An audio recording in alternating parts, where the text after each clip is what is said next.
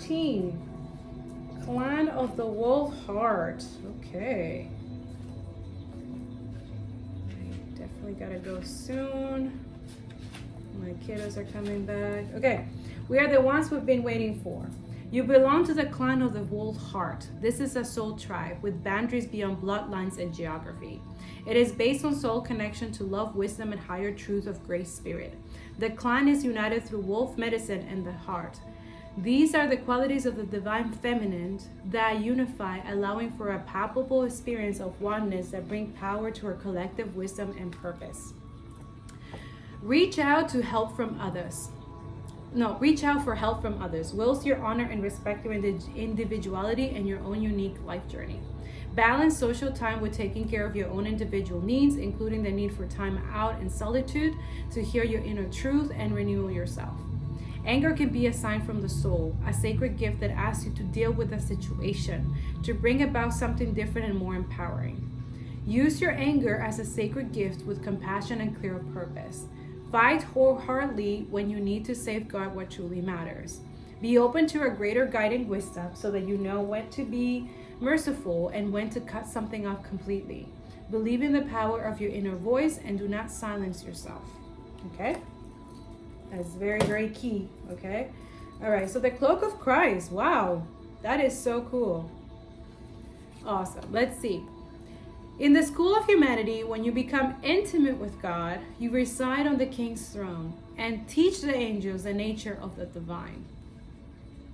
My sacred brother, he who shares my heart and yours, beating as one in harmony with the great unending love, bring you the mantle of his protection. Do you imagine that there is any part of your life, of your body, of your soul that is outside the realm of his divine love and protection? Offer all to him. Leave nothing cast aside. He and I together receive you absolutely without condition now. The compassion born out of your own struggle tempers the karmic weight of divine justice. We have been through the same journey you are taking now, sweet divine soul. In oneness with the divine heart, we know of your efforts and your struggles.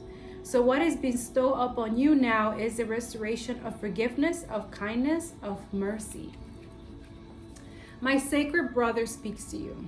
He shall receive your darkness and your light, the angel of your heart and the demon of your fear. Nothing is greater than my brother's love for you. Nothing is greater than my holy passion for you.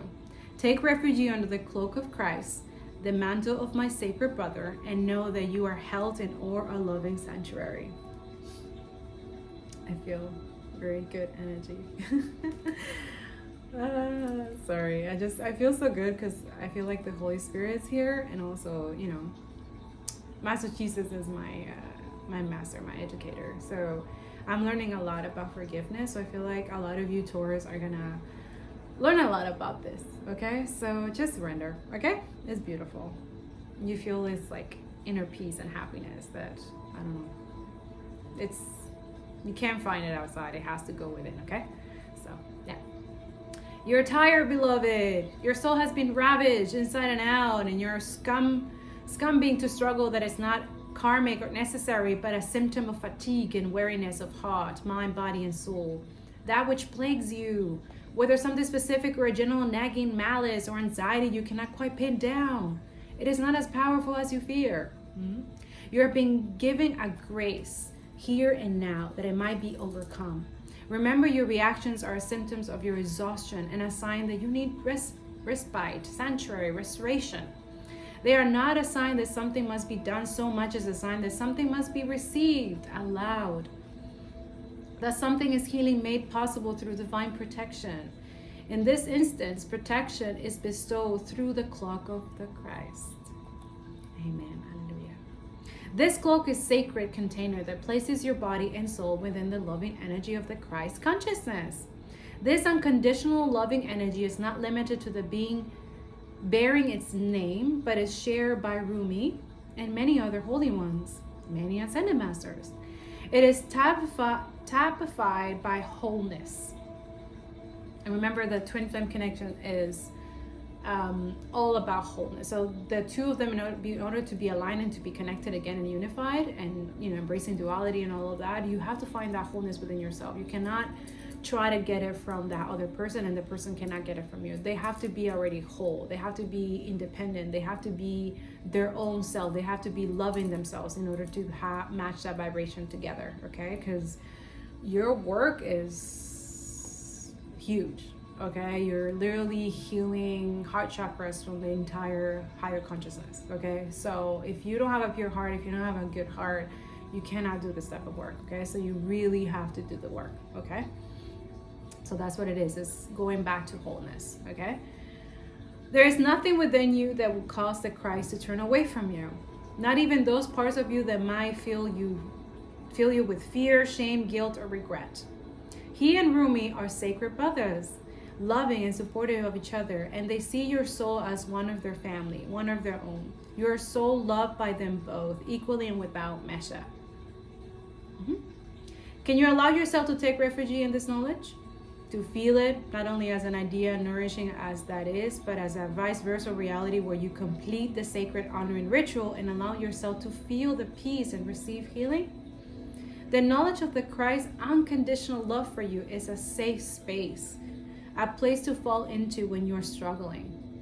It is a sacred container for your healing process, an energetic field that is stronger and more enduring than even the greatest fears or doubts. The purpose of the sacred container is to provide you with a feeling of being held, and specifically for those times when you're feeling that you cannot hold yourself. Sometimes we just need permission to break down, to really let go, to come apart and be disassembled, so that we can break through, be lifted up, and come together in a new, more spiritual, coherent, and loving form to move forward. For you, this is essential. And I love like this energy. It's like, you see how this person is like protected, like there's this light protecting them, and it's like cyclical.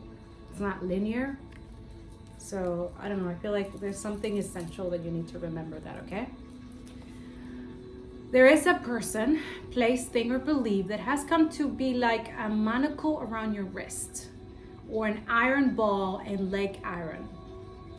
I can't make this up, it's all here. Preventing you from moving forward with the grace you have earned spiritually. Yeah, let that sink in, okay? You are being empowered here to shed that. Don't hesitate. Let yourself be cloaked in the Christ energy and receive the spiritual assistance you deserve now.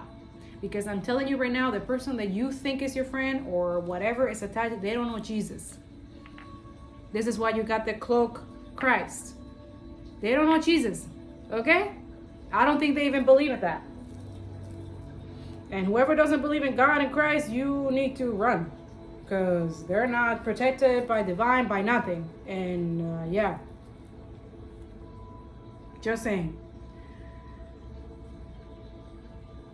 Yeah, let yourself be cloaked of the Christ energy and receive the spiritual assistance you deserve now. There is a reason for this. The unfolding of your life purpose is taking a turn for the better, and your energy is required to fuel that new life. This is particularly so if you have also drawn the oracle of passion for purpose. Or intuitively feel drawn to read the message of that card and complete its accompanying sacred honor and ritual. Just remember that whenever we are asked to release something, it is because the divine wishes to fill our hearts and hands with more. Do not hold on to scrap for fear that the feast will be denied to you.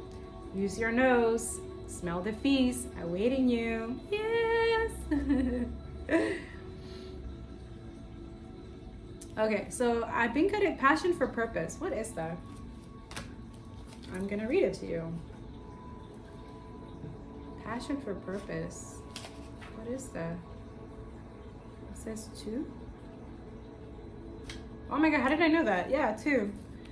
Passion for purpose. Love like life flows through the heart. Feel the thrill of the flow and say nothing.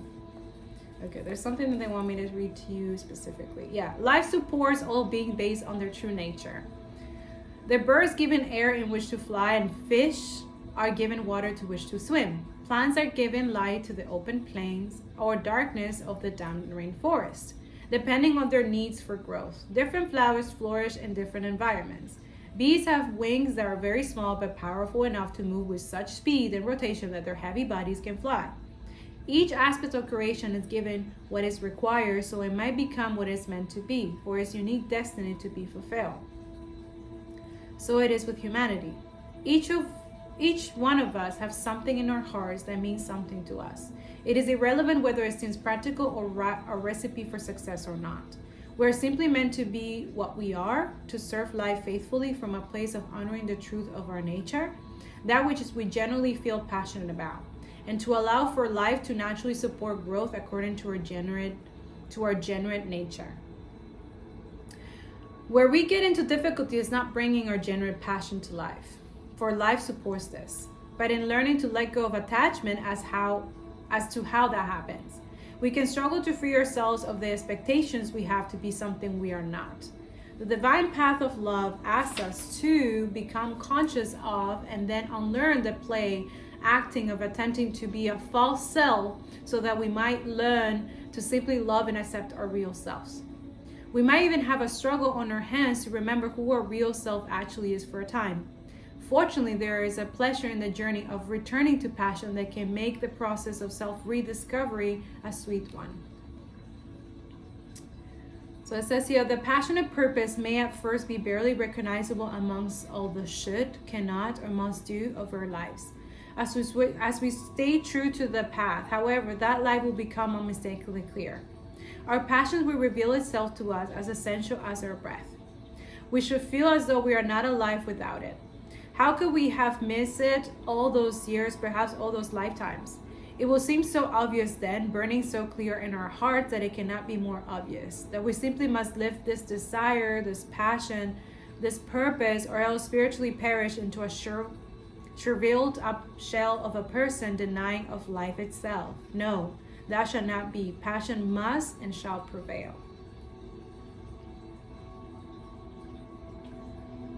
So this oracle comes to you with guidance. You are being initiated more deeply into your life purpose. Your passion will reveal itself to you with more depth, nuance, and beauty than ever before. If parts of your life are dissembling or do not seem to be working out as you had planned, these are symptoms of this passionate revelation. Be curious and open to what presents itself in the wake of the falling away. Be ready for the journey within now. You're strong enough to leave behind the need for external validation, whilst you learn to validate yourself. In time, soon enough, in fact, you shall reveal your innermost beauty and be witnessed and receive acknowledged for your innate value, purpose, and divinity. But for now, sweet beloved, dive deep. The defiant and determined to honor your heart as your deep passion may be witnessed by you and eventually naturally make its way into sacred expression in the world. If you have recently discovered a new talent or purpose or have been dreaming some big dreams, this oracle comes to you with guidance and confirmation. You are excited. Follow that excitement. Let it lead you into your own heart truth and into an ever more passionate path of purposeful living. And that's what I have for you. Thank you so much, guys, for letting me read for you. I hope this helped you. Hope this bring clarity, truth, love, and everything beautifully nice. Okay, I'm sending you so much love, and I'll see you next time. Okay, take care. Bye.